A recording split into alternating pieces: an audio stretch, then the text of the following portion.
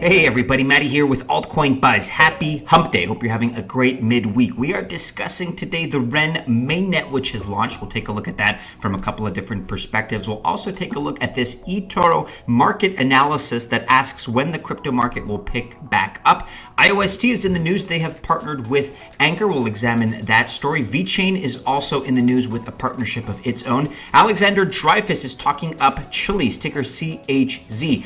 Big things for them coming up purportedly in June. We'll take a look at that story. We'll also take a look at Digital Bits, which is now trading on KuCoin. So a lot happening in the news, guys. Let's first take a look at the market today. We're on CoinGecko.com. We are up overall 2.4%. Market sits at $256.3 billion. And as you can see, a lot of projects are up in the last 24 hours, including Bitcoin up 2.8% in the last day, with the price right now as I record of $9,148. So importantly, up above that 9K resistance, which has now turned into support with a dominance of 65.6%. And before launching into the news, we want to give a quick shout out to a hardware wallet partner in the form of Ngrave. We talked about them yesterday, in fact. So they've just launched an Indiegogo campaign for their new wallet, the Ngrave Zero. You could check it out here. Link is also in the description. Kudos to them on some very good work. Okay, at Altcoin Buzz IO tweeting the following: the Ren mainnet is launched. mainnet.renproject.io. Just look at the beautiful Sub-Zero interface. Testing Chaos Testnet was great.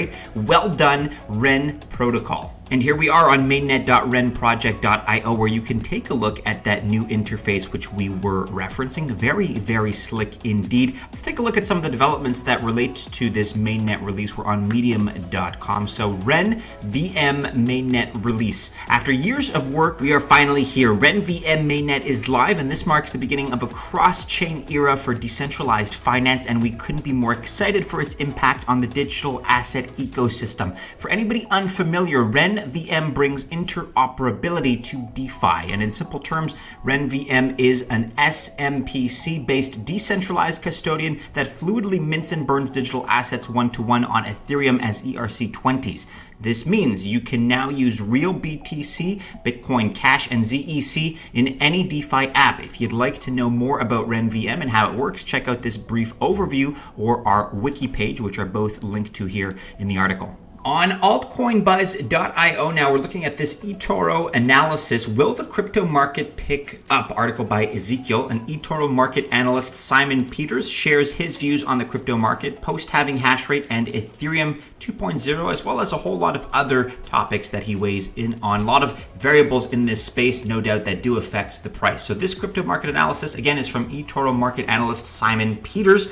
His views, of course, are his own, but nevertheless, you may find them relevant. The exposition here in brief is that, it has been a bit of a tough week. We did dip below 9K. We did come back down sort of the highs of close to 10K post-halving, and there are different reasons for that. Some of them are psychological. That $10,000 mark for Bitcoin is very much a psychological barrier that we're going to break through eventually, but it is providing some resistance for the time being. Add to that the fact that in conjunction with all this, we are still going through lockdowns. There is still a lot of turbulence in the economy, and as I just alluded to a little bit earlier, problems are multivariate. So there are multivariate factors that go into what we're seeing right now in the markets. Peters here brings up the important aspect of institutional investors, particularly Grayscale Trust, an investment company focused particularly on digital assets. And while many investors have shied away from Bitcoin, Grayscale has been hoovering up all the crypto it can get its hands on. And according to researchers, it has supposedly bought 33% of all the Bitcoin mined in the last 3 months. So is this a watershed moment for investors? Are we heading the way of traditional markets whereby large institutional investors hold sway and the retail enthusiasts only get to pick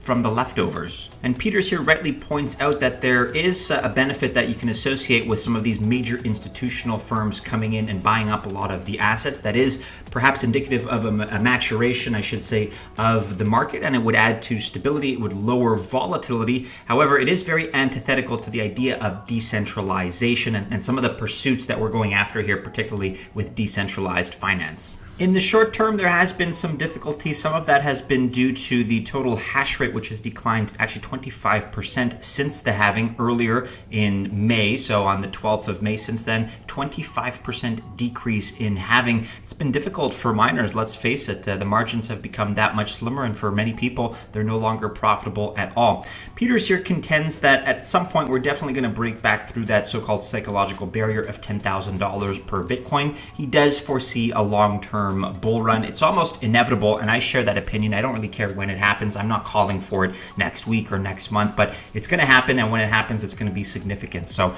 better to have more time to prepare for it and benefit from it all the more when it does come. A couple of thoughts here on Ethereum 2.0. This is Simon Peters talking. I think we need to see the phase 0 launch within the next quarter if Vitalik Buterin and his team are serious about staying at the top of the crypto game. Grayscale hasn't only been buying Bitcoin. Ethereum is another focus for the trust, which has bought about 50% of all newly mined Ethereum. It thus clearly recognizes the massive potential there should Ethereum 2.0 be a success. As a reminder, guys, it has been 10 years since Bitcoin was used to pay for that now infamous couple of pizzas. So just going back, it shows you how much and how far we've come. I'd be surprised if you haven't heard about this, but 10,000 Bitcoin were exchanged 10 years ago for 2 pizzas. So that's roughly the equivalent today of about $90 million. Let us know what you think about these opinions, guys, and you can also read about eToro and what it has to offer. Give us your thoughts in the comments below. On to some quick rapid fire news. IOST has partnered with Anchor to bring new, easy, accessible, and affordable node hosting solutions to IOST that can enable more members in running an IOST node, and you can learn more on how Anchor can help you. The link being referenced here is their Medium article, which we're going to link to as well in the description below. New partner Anchor brings node hosting solutions to empower IOST nodes network growth. We also have news, guys, with regards to VeChain. So VeChain and iDante partner to create a new blockchain app in the light of everything that's happening with COVID-19. EHCert, article here by Daniel. VeChain and iDante is launching a blockchain-based COVID-19 records app. So leading public blockchain platform VeChain in collaboration with iDante has developed EHCert, a blockchain-based COVID-19 records app. VeChain Foundation at VeChain Official tweeting this, hashtag VeChain furthers the collaboration with iDante to develop a blockchain-based COVID-19 records app in which testing results of citizens will be held with a unique ID on VeChain Thor blockchain and can be used to prove health conditions in Cyprus. And all of that can be explored further here on medium.com. Well, guys, it looks like June may be an epic month for Chiliz. Here we have Alexander Dreyfus, who's basically just saying it plainly. June is going to be epic. CHZ. Hashtag be more than a fan. Hashtag tokenization. Talking, of course, about Chiliz and Socios. And that's all we really have on the subject for the time being. But Alex Dreyfus is not really one to disappoint. If he says something is coming, if something is in the pipeline, then you better believe something is coming and something is in the pipeline. So June is really only a few days away.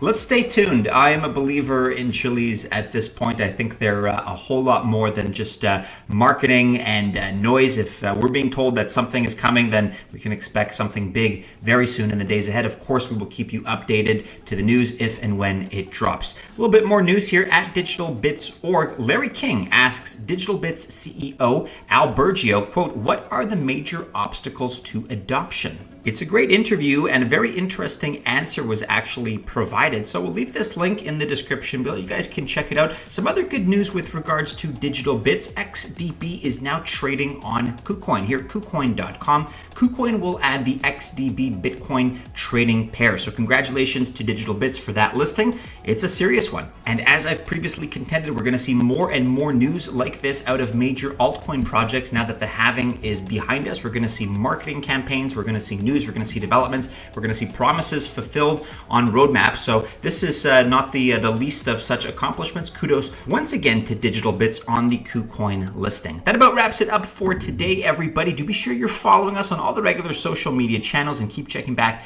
into altcoinbuzz.io for all the latest. Go ahead, like, subscribe, share, and hit the bell, of course, to receive notifications if you've enjoyed today's video. Best of luck, guys, if you choose to invest on this hump day, but have a great midweek, everybody. And as always, we do hope to see you again soon in our next video. Take care.